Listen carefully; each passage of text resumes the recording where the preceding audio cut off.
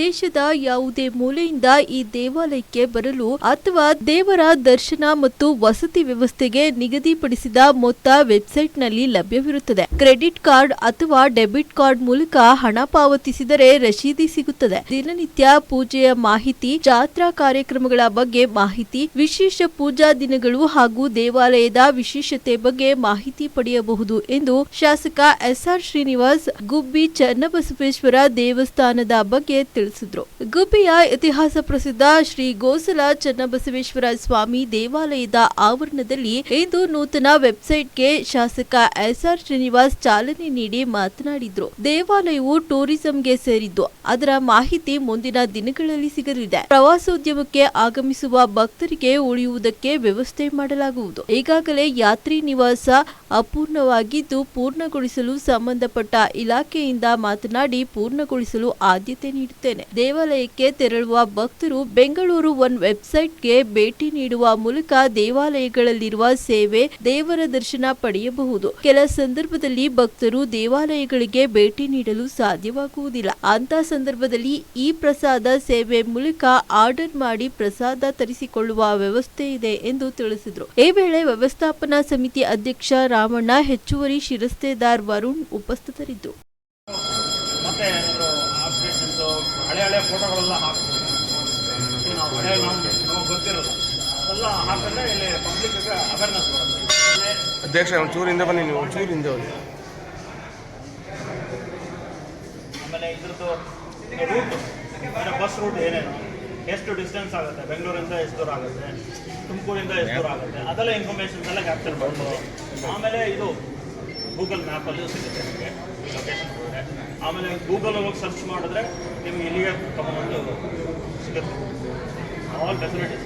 ಇನ್ನೂ ಇದು ಮುಂದೆ ಹೋಗ್ತಾ ಹೋಗಿ ನಿಮಗೆ ಸ್ಟಾರ್ಟ್ ಅಪ್ಗ್ರೇಡಿಂಗ್.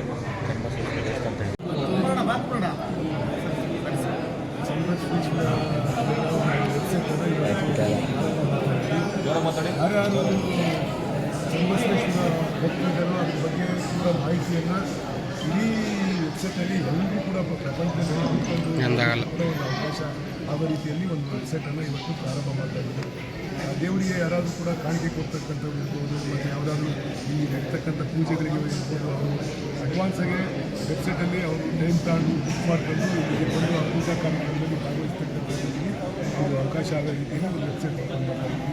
ಮತ್ತು ಅದ್ರ ಜೊತೆಗೆ ಯಾರಾದರೂ ಕಾಣಿಕೆ ಕೊಡ್ತಕ್ಕಂಥದ್ದು ವೆಬ್ಸೈಟಲ್ಲೇ ಅಕೌಂಟ್ ಆಗ್ತಕ್ಕಂಥದ್ದನ್ನ ಮಾಡಲಿಕ್ಕೆ ಕೂಡ ಇದು ಅನುಕೂಲ ಆಗುತ್ತೆ. ಮತ್ತು ಚನ್ನಬಸವೇಶ್ವರ ದೇವಸ್ಥಾನಕ್ಕೆ ಬರಲಿಕ್ಕೆ ಯಾವುದೇ ದೇಶದ ಯಾವುದೇ ಮೂಲೆಯಿಂದ ಅವರಿಗೆ ಬೇರೆ ಬೇರೆ ಅಡ್ರೆಸ್ಗಳು ಯಾವ ರೀತಿ ಸಿಗ್ತವೆ ಅದೇ ರೀತಿ ರೂಟು ಕೂಡ ಅಡ್ರೆಸ್ಗೂ ಕೂಡ ಸಿಗ್ತಕ್ಕಂಥದ್ದು ಎಲ್ಲವನ್ನೂ ಒಂದು ವೆಬ್ಸೈಟ್ ಚನ್ನಬಸವೇಶ್ವರ ದೇವಸ್ಥಾನ ಹೆಂಗೆ ಬಂದಿರ್ತಕ್ಕಂಥದ್ದು ಇದ್ದಾರೆ ಎಲ್ಲವನ್ನೂ ಕೂಡ ಈ ವೆಬ್ಸೈಟಲ್ಲಿ ಕವರ್ ಮಾಡಿ ವೆಬ್ಸೈಟ್ ಚನ್ನಬಸವೇಶ್ವರ ದೇವಸ್ಥಾನದ ಒಂದು ವೆಬ್ಸೈಟಲ್ಲಿ ಸ್ವಾಮಿ ವೆಬ್ಸೈಟ್ ಓಪನ್ ಮಾಡ್ತಾರೆ.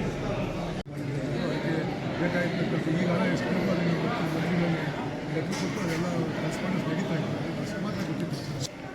100% ಆಗುತ್ತೆ ಅಂತ ಈಗಾಗಲೇ ಟೂರಿಸಂ ಪ್ಲೇಸ್ ಚನ್ನಬಸವೇಶ್ವರದ್ದು ಇದರ ಮಾಹಿತಿ ಎಲ್ಲ ಕಡೆ ಸಿಗ್ತಿರಲಿಲ್ಲ. ಅದೇ ರೀತಿ ಈಗ ವೆಬ್ಸೈಟ್ ಇರೋದ್ರಿಂದ ಇದು ಯಾರು ಬೇಕಾದ್ರೂ ಎಲ್ಲಿ ಕೂಡ ಮಾಹಿತಿ ತಗೊಬೋದು. ನಡೀತಕ್ಕಂಥ ಪೂಜಾ ಕಾರ್ಯಕ್ರಮಗಳನ್ನ ಅಲ್ಲೇ ಬುಕ್ ಮಾಡ್ಕೊಬೋದು. ಟಿಕೆಟ್ ತುಂಬೋದೇನು ಮಾಡ್ತಕ್ಕಂಥದ್ದೇನಿಲ್ಲ. ಮತ್ತು ಅವ್ರು ಏನೇ ದೇವರಿಗೆ ಕೊಡ್ತಕ್ಕಂಥ ಕಾಣಿಕೆಯನ್ನು ಇನ್ನೊಂದು ರಸೀದಿ ತಗೋಬೇಕು ಅನ್ನೋದು ಏನು ಬರಲ್ಲ. ಇಲ್ಲ ಆನ್ಲೈನಲ್ಲೇ ಅವರು ಪೇ ಮಾಡ್ತಕ್ಕಂಥದ್ದು ಅದು ಇವ್ರ ಅಕೌಂಟ್ ಹೋಗುತ್ತೆ, ದೇವರ ಅಕೌಂಟ್ ಹೋಗುತ್ತೆ. ದೇವರ ಅಕೌಂಟ್ಗೆ ನಾವು ಇಲ್ಲಿ ಕೆಲಸ ಕಾರ್ಯಗಳಿಗೆ ಏನೇನು ಮಾಡಬೇಕಾಗಿಲ್ಲ ಅದೆಲ್ಲವನ್ನು ಕೂಡ ಕಮಿಟಿಯವರು ಖರ್ಚು ಮಾಡಿ ಮಾಡ್ತಾರೆ. ಹಿಂದೆ ನಮ್ಮ ಲ್ಯಾಂಡ್ ಆರ್ಮಿಯವರು ನಿರ್ಮಾಣ ಮಾಡಿದ್ರು. ನಾನು ಅದ್ರ ಬಗ್ಗೆ ಕೂಡ ಮೊನ್ನೆ ನಮ್ಮ ಅಧ್ಯಕ್ಷರು ಡೀಟೇಲ್ಸ್ ಮಾಡಿ ತಕ್ಷಣ ರೀತಿಯನ್ನು ನಾವು ಸರ್ಕಾರ ಲೆವೆಲಲ್ಲಿ ಎಲ್ಲ ಲೆಕ್ಕ ರೆಸ್ಪಾನ್ಸ್ ಮಾಡ್ತಾ ಇದ್ವಿ. ಬರೀ 5 ಕೋಟಿ ಹಣವೂ ಕೂಡ ಆಗಕ್ಕೆ ಅದಕ್ಕೆ ಎಲ್ಲ ಮಿನಿಸ್ಟ್ರಿಗೆ ಹೇಳಿ ಪಾಸಿದ್ವಿ. ಅದನ್ನು ಸ್ವಲ್ಪ ಲೇಟ್ ಆಗಿ ಮತ್ತು ಪಾರ್ಕನ್ನು ನಿರ್ಮಾಣ ಮಾಡ್ತೀವಿ ಅಂತ ಒಂದು ಇತ್ತು ಸರ್. ಪಕ್ಕದಲ್ಲಿ ಒಂದು ಒಳ್ಳೆ ಪಾರ್ಕ್ ನಿರ್ಮಾಣ ಈಗ ನಮ್ಮ ಅಧ್ಯಕ್ಷರು ಈ ದೇವಸ್ಥಾನದ ಕಮಿಟಿಯ ಅಧ್ಯಕ್ಷರು ಅರ್ಧ ಬರ್ದಾಗಿದ್ದಾರೆ. ಅದು ಯಾರು ಮಾಡಿದ್ರು